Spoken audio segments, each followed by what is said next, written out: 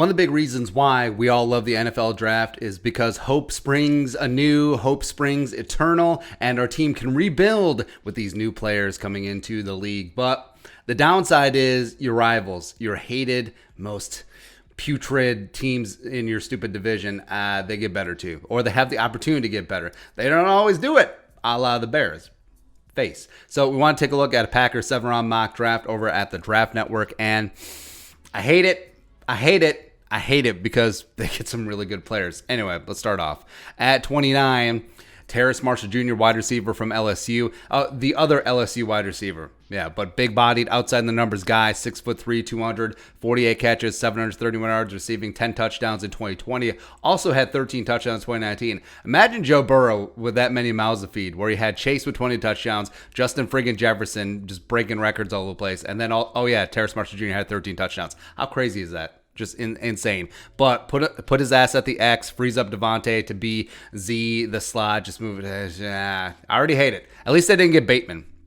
Yeah. Number 2, second round, 62 overall, Jabril Cox. So the obsession with NDSU players continues. So Jabril Cox at LSU, formerly NDSU, was one of the best coverage linebackers in college football. And this might be... Oh, yeah, they look across the river.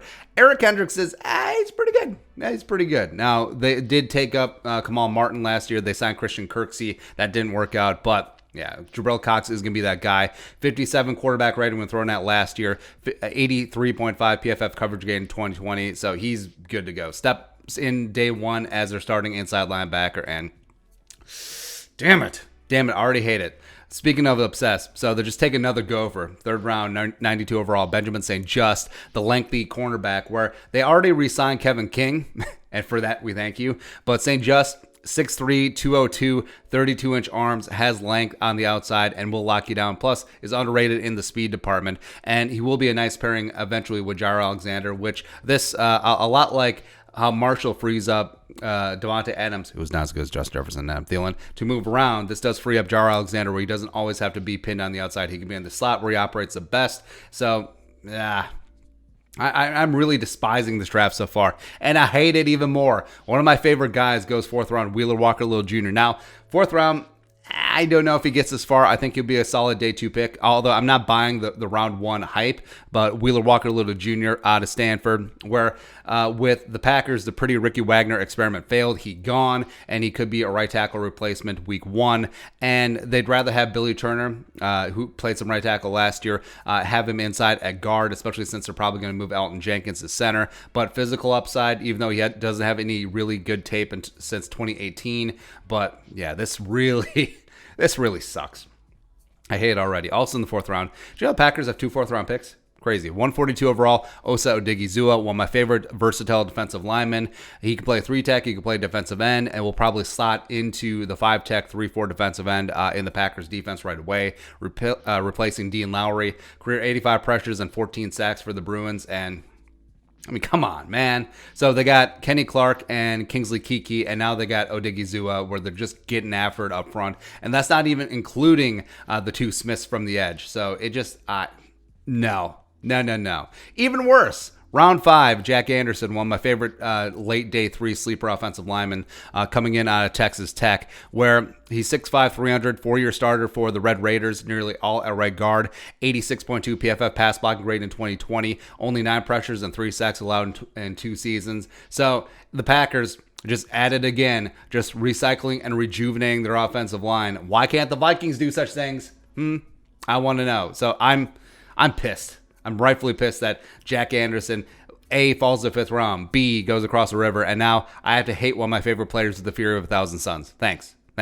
Plus, he could compete for one of the starting guard spots after they kicked Elton Jenkins to center, which was his position at Mississippi State, more cowbell, to replace center Corey Linsley, who signed with the Chargers. Also in the 5th round, so Ellerson Smith, edge rusher from Northern Iowa. Small school gem, big-time physical upside, 6'6", 262, 62 pressures and 11 sacks in 2020.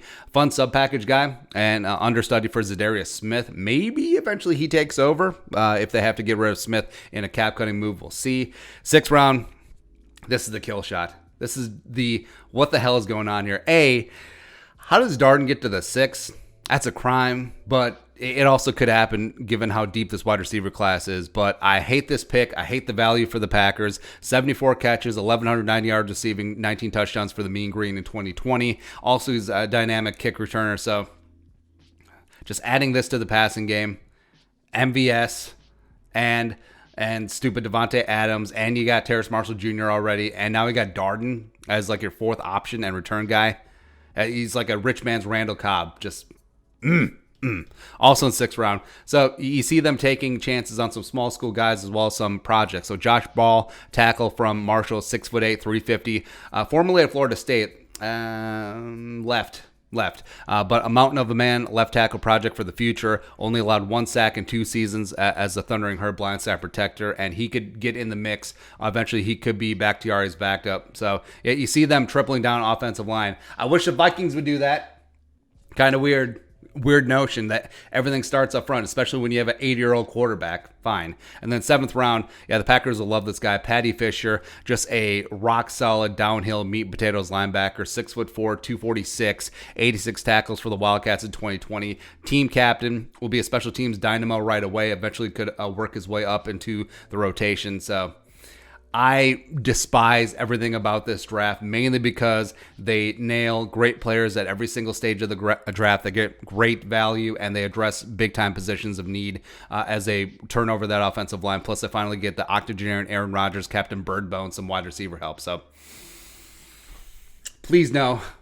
Hey, may I interest you in our finest Kyle Trask at number 29 overall? Just please, no. But your thoughts, take a look at a Packers 7-round mock draft. Let us know in the comment section below. Subscribe for daily Vikings takes. Want to support that work, post on the Venmo. But until next time, Skol, production value.